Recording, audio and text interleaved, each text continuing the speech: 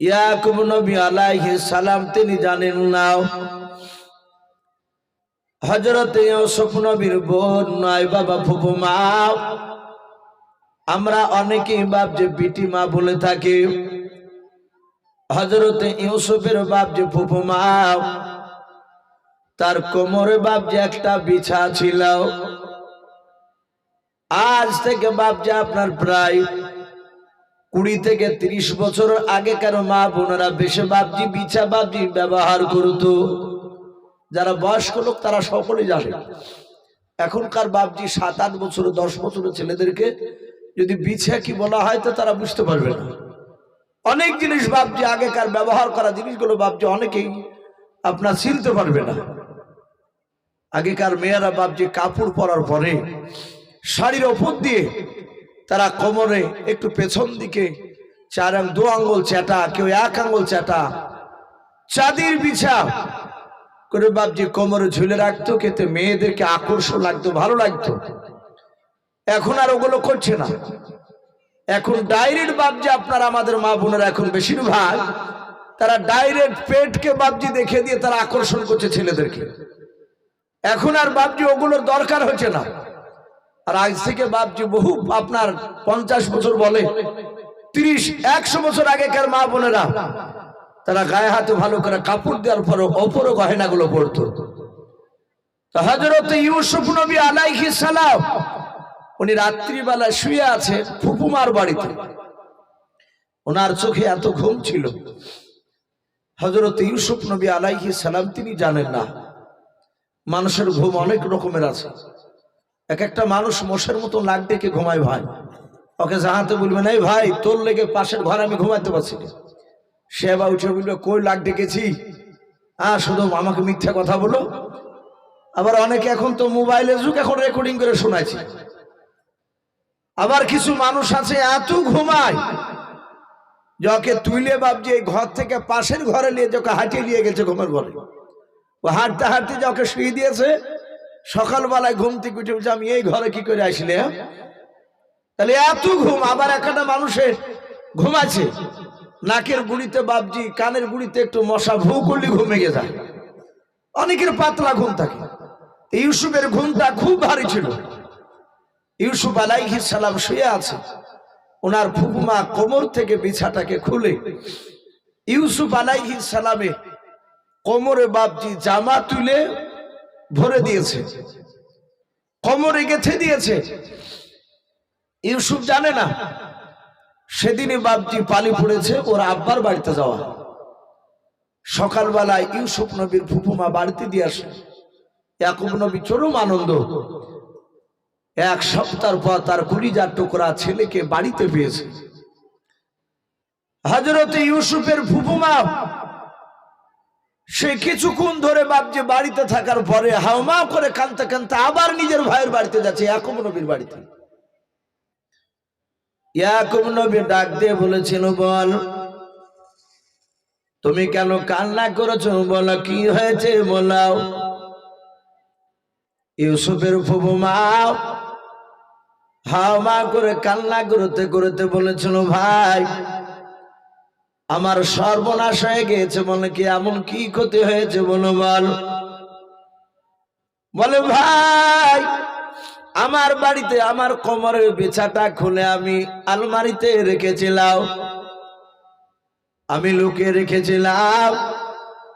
আমি আমার কলিজার টুকরা ইউসুফ ছেলেকে তোমার ছেলেকে তোমার বাড়িতে রেখে গিয়ে আমি বিছাটা খোঁজ করতে গেলাম। খোঁজ করতে গিয়ে দেখি যেখানে ছিল সেই জায়গায় বিছাটা নাই। গোটা বাড়িটা খুঁজলাম, কোথাও পাওয়া গেল না। ইয়াকুব নবী বলেন বড় তোমার বিছা হারিয়ে গিয়েছে তা আমি কি করে বলবো বলাও। বলে ভাই আমার বাড়িতে তোমার ছেলে আর আমি ছাড়া কেউ তৃতীয় মানুষ গত রাত্রিতে কেউ ছিল না। বলে কে নিয়েছে জানো, বলো না ভাই, কিন্তু আমার ধারণা আমার মনে হয় তোমার ছেলে ইউসুফ হয়তো নিতে পারে। ইয়াকুব নবী আলাইহিস সালাম মনটা ভারী হয়ে গেল। উনি জানেন আমার ছেলে ইউসুফ কোনোদিন চুরি করতে পারবে না। আমার কোন ছেলে আজ পর্যন্ত চোরের কোনো বাপজা আপনার এরকম তহমত শুনতে পাওয়া যায় না। হযরত ইউসুফ নবীর আব্বা ইয়াকুব নবী বলেছিলেন, ওগো আমার বল শুনে নাও, আমার ছেলেরা অন্যদিকে চঞ্চল হতে পারে কিন্তু তোমার পিছা নিবে না। বলো ভাই তুমি একটু ইউসুফকে ডেকে জিজ্ঞাসা করাও। ইউসুফ নবীকে ডাক দিয়ে জিজ্ঞাসা করা হলো। ইউসুফ নবী আলাইহিস সালাম ডাক দিয়ে বলেছিলেন, ওগো আব্বা আমি আমার ফুফুমার বিছা তো দেখে নাই, আমি নেই নাই, কোথায় রেখেছিল তা তো আমি জানি না। বলে বোন দেখলে আমার ছেলে অস্বীকার করলো, সে তো নাইনি জানে না। বলে ভাই শুনে নাও, আমি মৌখিক কথা বিশ্বাস করি না। ওর পা থেকে মাথা পর্যন্ত তুমি তার পকেট গুলো খুঁজে দেখো, তার দেহতে দেখো। ইয়াকুব নবী পকেট গুলো চেক করলে বোন বাপনি আপনারও সন্দেহ করেছে। ইউসুফের পকেটে যখন পেল না জামাটা বাপজি খোলার পর দেখে বাবা তার কোমরে বিছাটা ভরা আছে। ইউসুফকে ইয়াকুব নবী বললেন, বাবা ইউসুফে তোমার কোমরে বিছা কেন? তুমি যে কিছুক্ষণ আগে বললে যে আমি নিই নে, আমি জানি না। ইউসুফ বললেন, আব্বা আমি জানি না, আমার এই কোমরে বিছা আসলো কি করে? হযরত ইউসুফ নবী আলাইহিস সালাম কাঁদতে লাগলেন। ইউসুফের ফুপুমা বলল, ভাই তাহলে হাতে নাতে ধরা পড়ে গেছে ইউসুফ, বলো তোমার শরীয়ত অনুযায়ী বিচার কি হবে? বলে বোন ইউসুফ তোমার বাড়িতে 6 মাস থাকবে। আমি ন্যায্য বিচার করে, আমি আদিল ওয়ালা বাদশাহ, ইনসাফ করেন ওয়ালা বাদশাহ, আমি কারো দিকে খত টিনে কথা বলি না। আমি আল্লাহর কোরআনকে নয়, আমার উপরে যে আপনার কিতাব পাঠিয়েছে আল্লাহ, যে কিতাবগুলোকে বাপজি শরীফা কিতাব বলা হয়। আমরা জানি গোটা পৃথিবীর মধ্যে বাপজি যত নবী আল্লাহ পাঠিয়েছেন, রসুল পাঠিয়েছিলেন, তার মধ্যে থেকে 4 জন রসুলের কাছে আসমানি কিতাব পাঠানো হয়েছিল, তাওরাত, জাবুর, ইনজিল আর কোরআন মাজিদ। আমরা জানি এগুলোকে আসমানি কিতাব বলা হয়। এই 4খানা কিতাব বাদ দিয়ে আরো নবী রসুলের কাছে যা কিতাবগুলো আল্লাহর কাছ থেকে এসেছিল সেগুলো ছোট ছোট কিতাব। ছোট বইলে একবার এরকম ছোট বই তা নয়, তাতে আইন কানুন একটু কম ছিল এই 4খানি কিতাবের তুলনামূলক, তাতে হুকুম কম ছিল। কোরআনে অনেক বিধান, অন্যান্য বিধানে দেখা গেছে হয়তো কারো 70টা 80টা, কারো 10টা, কারো 3টা, এইভাবে বাপজি তাদের উপর ওই ধরনের আইন ছিল। তাই সেই কিতাবগুলোকে বাপজি সহিফা কিতাব বলা হয়। হযরত ইয়াকুব নবী বলে নিয়ে চলে যাও। আর একটা হুকুম ছিল সে সময়, যে বাড়ির মালিক সে যদি মরে যেত 6 মাস না পূজার আগে, 2 মাস থাকার পর বাড়ির মালিক মরে গেলে চোর সেখান থেকে খালাস পেয়ে যেত। তার যে বাপজি আপনার দিনগুলো ছিল ধার্য করা যে 6 মাস, সে তখন আর 6 মাস তাকে থাকতে হতো না।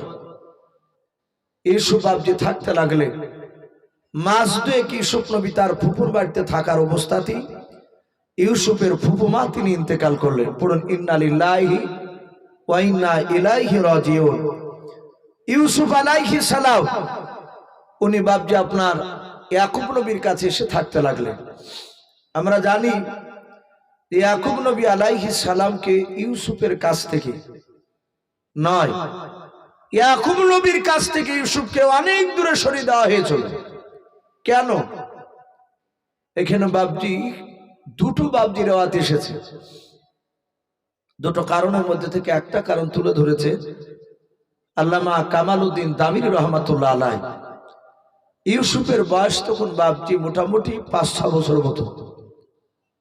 কি বলেছেন? ওই 4-4.5 বছরের ওপর। এক কথা ছোট বাচ্চা ছিল। রাত্রিবেলা ইয়াকুব নবীর ঘরে শুয়ে আছে। হযরত ইয়াকুব নবী আলাইহিস সালামের জামানায় আমাদের মতো বাপজি 5 ওয়াক্ত নামাজ তাদের ওপরে ফরজ ছিল না। ছিল? কথা বলুন। কোন নবীর উপরে বাপজি 5 ওয়াক্ত নামাজ ফরজ ছিল না। এই 5 ওয়াক্ত নামাজ ফরজ হয়েছে আপনার আমার নবী মুহাম্মদ সাল্লাল্লাহু আলাইহি ওয়াসাল্লামের জামানায়, এবং নবী মেরাজে গিয়েছিলেন সেই দিনকা, ওখান থেকে আসার পর থেকে শুরু হয়ে গেছে। কিন্তু অন্যান্য নবী জামানায় নামাজ ছিল, একবারই ছিল না, এটা অস্বীকার বাপজি করা যাবে না। অনেক ইউটিউবে বাপজি এক শ্রেণীর আলেম তারা ডাইরেক্ট অস্বীকার করছে যে অন্যান্য নবীদের জামানায় কোনো নামাজ ছিল না। এটা অস্বীকার করা যাবে না, ছিল। কারো জামানায় 2 রাকাত, কারো জামানায় 3 রাকাত, কারো জামানায় বাপজি আপনার বলা হয়েছে নফল ইবাদত ছিল, ওটাই গুরুত্ব ছিল সে সময়। হযরত ইয়াকুব নবী আলাইহিস সালামের জামানায় নফল ইবাদতে বাপজি সে সময় গুরুত্ব দেওয়া হতো। এখন তো আমাদের ঘরে ছেলেরা বাপজি আপনার নফল ইবাদত তো বাপজি করছেই না। মসজিদে দেখা যাচ্ছে ফরজ নামাজের পরে 3 রকমের বাপজি মুসল্লি দেখতে পাওয়া যায়। ফরজ পড়ে এক শ্রেণীর মুসল্লি বেরিয়ে চলে যায়, তারা বলে সুন্নাত নফলের অত গুরুত্ব নাই, আরবের লোকেরাই তো সুন্নাত নাত পড়ে না। আরবের সাথে তুলনা করে দিল। আরবের লোকের সাথে আমাদের তুলনা করা যাবে ভাই? কথা বলে। আরবের লোকেরা এত ভাগ্যবান, ওখানে কাবা শরীফ তাদের চোখের সামনে সে দেখতে পায় দিলে, তারা কাবা শরীফে 1 রাকাত যদি নামাজ পড়ে, প্রায় এতে 3 থেকে 4টি রাওয়াত এসেছে। একজন এত বলছেন যে প্রায় 70 লক্ষ নাকি 1 রাকাতে পাওয়া যায়। বলুন আলহামদুলিল্লাহ। আচ্ছা বলেন, আপনি আমি যদি গ্রামের মসজিদে যদি 1 রাকাত নামাজ পড়ি, কটা নাকি পাওয়া যায়? 27টি। শুধু টোটাল 27টি নাকি, 100টাও নয়। তাহলে ওই লোকরা যদি 1 রাকাত নামাজ পড়ে ফরজ, এখানে আপনার ওর 1 রাকাত সমতুল্য নেকি করতে গেলে আমার মনে হয় না যে আপনি 1 মাস লাগাতার নামাজ পড়ে ওদের সমান হবে। বাড়িতে যদি 1 রাকাত নামাজ পড়ে নামাজ হয়ে যাবে, কিন্তু বাড়িতে রাকাত পিছু 1টা করে নেকি পাবেন, 1টা। তাহলে বাপজি আমাদের ওদের সাথে তুলনা করা যাবে না। আর এক শ্রেণী দেখা যাচ্ছে সুন্নাত পড়ছে, নফল পড়ছে না। বাপজি আমার সোনা লালেরা, আমি অনুরোধ করবো আমাদের যে ঈমান, আমরা দুর্বল ঈমান। এখন আমাদের হাঁটতে বসতে চলতে সব জায়গাতে গুনাহ হয়ে যাচ্ছে। মানুষের সাথে ভালো করে কথা বলতে বলতে গুনাহ হয়ে যাচ্ছে। চট করে রেগে গিয়ে বাপজি এমন কথা বলছে, বলো ভাই এখনই বন্ধুর মতন গল্প করছিলে, আবার মন ভারী করে গালি দিতে দিতে চলে গেল। ঈমান দুর্বল আমাদের সব নামাজি বাপজি গুরুত্ব দেওয়া দরকার। হযরত ইয়াকুব নবী আলাইহিস সালাম উনি রাত্রিবেলায় নফল ইবাদতে দাঁড়িয়ে আছে। হঠাৎ করে দেখলেন বাবা ইউসুফ নবী আলাইহিস সালাম ঘুমের ঘরে তিনি নাক ডাকতে লাগলেন, নাকে আওয়াজ করতে লাগলেন।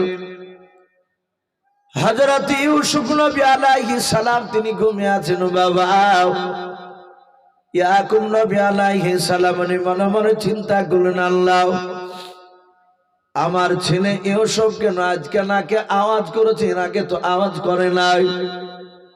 উনি নামাজের মধ্যে মাপ দিয়েছিলেন, ইবাদতের মধ্যে। সালাম না ফিরে সঙ্গে সঙ্গে নিজের ছেলের দিকে বাপ যে তাকাতে লাগলেন।